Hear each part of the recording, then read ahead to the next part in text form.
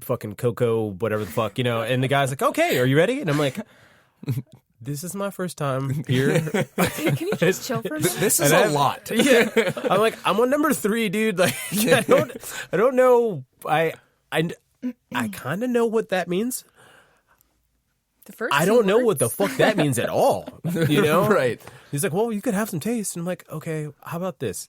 Maybe you give us some time and some taste. I wonder if maybe that's their plan to get you to have a conversation with the bartender. Just like fucking confuse you, like fucking like that's like taking a fucking like a raccoon, putting it in a bag. You know what I mean? Putting it in a room, putting food in the corners, shaking up and letting it out. Like you hit the ground, you're like, I don't know what's going on. What the fuck? And they're like, food. And like, not now. Like I don't what. So anyway. My fucking point in saying that, going back to your whole point about the association, there's so many styles of beer out there. Oh yeah, and they're ever changing too. Like yes. Who are we talking to with Three Notched with about IPAs and how they've changed? Yeah, and just like how crazy IPAs are now. Like there used to be like such a straightforward formula. IPA. The original like West Coast. Yeah. Let's go with English, New England IPA, whatever. And now it's like, you've got the triple grapefruit, pumpkin. Juicy. The juicy hazy. The hazy that's not juicy and the juicy that's not hazy. Right. And then it just keeps going on and on. I'm like, okay, and then you'll have ambers that have more IBUs than the freaking, IPA. So you're like, okay, now I'm just confused at this point. I'm like, I don't know what I want to drink. What makes this an amber? Shut up. What tastes like victory? I want that.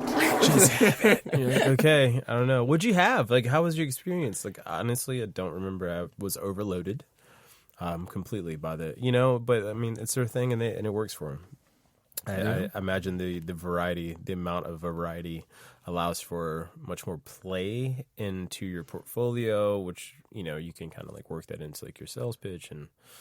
But from a consumer's perspective, like, it just confuses overwhelming. People. Very much so. Like, what the fuck? You give people too many options and then you just, no.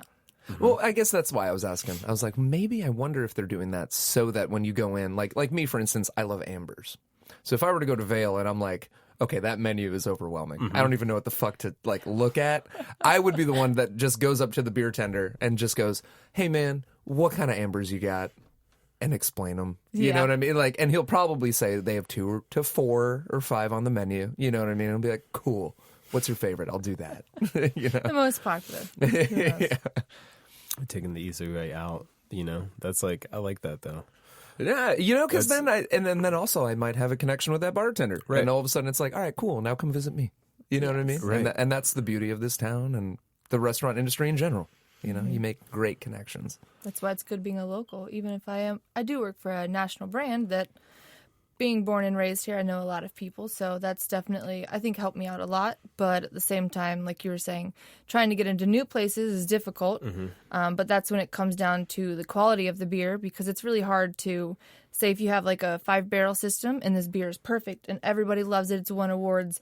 If you times that by 10 or times that by 100, then that beer is not going to taste the same. So it's about making sure that beer is very good quality and it actually has good flavor in order to kind of be able to sway people to purchasing it. And obviously if the price point is there and a lot of different factors. So I can see that being a thing too. Because you guys, when I was working at Grain, you guys had a very heavy presence there. With the different beer events that we would do, like on Wednesdays where we would have a new beer brewery come in like essentially every week and do like essentially their own night. It would be beer education. They would have 4 to 5 different like styles of beer that they would bring in and put taps on. And they would come in and Autumn would come in and they would talk about their beer and they would sell the beer to the guest that was there, and we'd keep it on for the week and we'd run the specials on it. And I feel like the market for craft beer here in the Hampton Roads area has to be like super competitive. Extremely, yeah. Especially because there's probably over 30 breweries around now, local ones. Right. Like local, yeah. Like local. Within a 20-mile radius. Yes. Right. Thing, yeah. Not like, I don't, you're not worried about, the Nova, vibe, you know what I mean? It's like, okay, between fucking, Hampton, or like, I guess Williamsburg and, and fucking, Norfolk, South Norfolk, before you get to like North Carolina, like we've got a fuck ton of breweries down here, you know what I mean? Yeah. The craft beer here is like, it's really kind of taken off. We talked to Patrick Collins about that. The president of Chess Bay Distribution. And, that was an eye-opener, man. I was like, oh, yeah, what is there, like 70, 80 breweries? And he's like, oh, no, they're like over 240. In Virginia. Like, wow. Oh, yeah. Like, you go back 5 years, it was not like that. No, not at all. Not at all. Not even close. Yeah, that's wild. Do you find yourself getting along with the other reps? Oh, yes, most definitely. Really? Almost all of my friends are beer reps now. And ironically, since I am for a national brand now, and it's like people are like, oh yeah, you play for a different team now just because of that. Yes, I know. Yeah. So it's like all of the big brewery reps are the ones that I talk to the most that are other national brands, just because the littler companies, they're just, I don't know, kind of turn your nose up to you a little bit. Oh, really? Oh.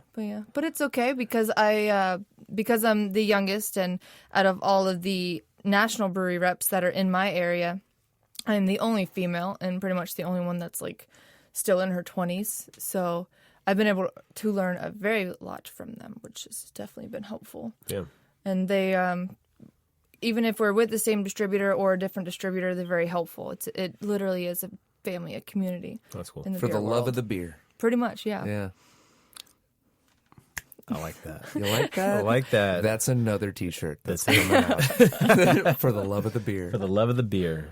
That's cool though, man. Like, I know that in general, this area of Hampton Roads, we're going through kind of a renaissance period, where there's a lot of growth, not only with like art, but with like, just jobs, positions, and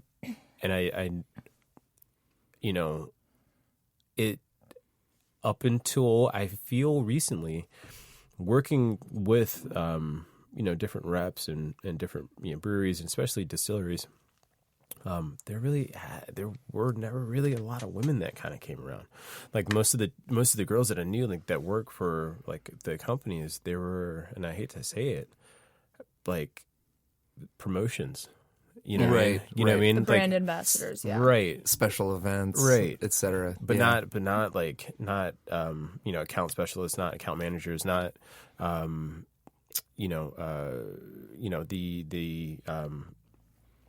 can't think of the word, but like just they weren't there to build the relationships. You know, so that's super cool that you were able to find your space and that you've been, that you found your space. I think that's fucking awesome. Yeah. Do you think you found your passion? Oh, most definitely. Oh yeah, good. So I started out in the culinary arts field, and I only, like you said about the area and how much it's been growing, I actually stopped, I guess you could say, doing culinary arts. I was in the pastry world for a long time, and I feel like this area was very much behind with the kind of training that I got in other places from different pastry chefs. So now I feel like we're actually at a point where we're moving forward, but I feel like I definitely found another passion because I left the original one, because it would have just never been somewhere where I could grow how I wanted to, and I didn't want to leave this area because I was born and raised here, so I love it. So yeah, that's why I definitely appreciate everything that Founders has done for me and trusted me with, because they never had a rep in the area before. Yeah. So I'm the first one, and it's also kind of nice because I didn't have really? to follow in anyone else's shoes. Oh, you there kind you of go. crafting your own path. Yeah. Really? So my manager, he had this area, but he lived up in Richmond. So he kind of had to spread himself thin throughout the entire state. Yeah. So It sounds like a not effective strategy, so especially when they you're trying to build finally- like local accounts. yes. Right. And in this town, that is trivial. Oh, Yes. 100%. You have to do Dude, that. you got to be Yes. here. Yeah. That's it. You got 100%. You got to be down that door. You know what I mean? Like you got to visit your accounts. Yeah. I mean, people have to know you. Because Yeah. if not, then it's like, well, Like, I'll just cool. choose what the fuck. Thanks for your time. Right. We're good. Awesome. Yeah. There's a lot of people that are buyers. They say that if the beer is good, then that's cool. But if you show up, then I'll buy it like 9 times out of 10, Oh, okay. no matter what. So, I mean, obviously the beer has to be good, but if you have good beer and you don't have a rep in the area, then they're like, yeah, we don't give them that much space or time just because we know they live 3 states away and they'll be here once a month, maybe like, I don't know, once every 6 months. And It's like well, from a buyer standpoint, it's like you don't care. yeah, making them feel special. We're just another number. Yeah, you know? exactly. So when I've seen the way that you're, you know, how invested that you are, you know, what I mean, into your accounts, and I think that, you know, it does go a long way to really kind of to make a difference, you know, to make someone go, I fuck with that person, because that's pretty. I mean, like beyond the beer, that's what building an account is. It's like creating a personal relationship and also like loyalty with an account with somebody that is the person. Yeah. You know, the one that's like, okay, this is what we're gonna have. You know, stroking the check, whatever it may be. It's much more than knowing their top sales, or if you walk in and say, hey, which line sells the best? It's about knowing, like, hey, this is the buyer, this is their girlfriend, or they have this many kids. Like, knowing them on that personal level definitely makes a lot of difference. So, yeah. Human psyche, man. It's like I'm telling you, man. It's just about making friends. That's it. Yeah. Making friends and drinking beers. Yes, you know what I mean. exactly. That's like the basis of all of it. Shirt number 2. Certain. So, Autumn, as someone who is now huge in the beer industry, what's your favorite style of beer? Honestly, I don't have one, just because working at Green Flash for so long, of course, we had a lot of IPAs, and that's honestly what started me to begin to appreciate IPAs. And then I've always loved sweet stouts, so if, like, going up to Richmond, the Answer is my favorite because they have all those pastry stouts. Really? I think it would be an easier question to say what is my least favorite. Okay, there you because go. there's pretty much only one. Barley wines I cannot do. Really? Okay. They just have this dried raisin and dried fruit, and it just makes me think of fruit cakes, and it just makes me like shake and But Going back usually through it's pastry days, you're like, oh, nightmare. So it's almost always IPAs and stouts. Everything else in between, it kind of just depends. But I'll look for an IPA or stout any day. I feel like, I'm an avid snowboarder. I am. I swear to God, if you could find me, I'm on the side of a mountain at all times of the year if I can possibly be there. You know, I love it. I absolutely love it. But also with that sense too, like, I think we all share like the same sentiment. It's like either one or the other, like, bitch, snow, or like be fucking hot. You know what I mean? Like, Which is, I guess, my beer choice. Is hot weather beer or cold weather beer? Right. Like, no one gives a fuck about the in between. You know? Yes. Yeah. Which sucks considering my name because it's in between season, but whatever. Oh, I'm still appreciative. I'm still appreciative. But do you find, because you're not all of your portfolio, but the ones that you're like the best known for, right? The stouts,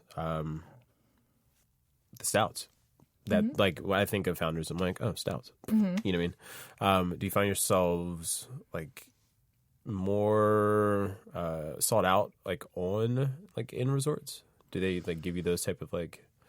Or like, I guess like during, because you said this is your busier time of the year. Yes. Right. So if it snows, do sales go up? You know what I mean? To that exact sense, I would say no, Right. but it's more so just this time of year alone. So pretty much when it's hot outside, Solid Gold, our lager, and All Day IPA are the top sellers, of course, because they're light, sessionable kind of beers. All Day is, I believe, still the number 2 selling craft package in the entire United States, the 15-pack, just because of the package alone. It is. What? She's like, Check that. Google that shit. Yeah, Google it. Googly Yeah. motherfuckers. And a 15-pack. Yes. I like it. First Unique. one. Yeah, I was going to say, I've never heard of that. That's Yeah. great. But by far, now that the cold season has kicked in, even though it's 60s today and it was like 70s like a week ago, Breakfast Stout has...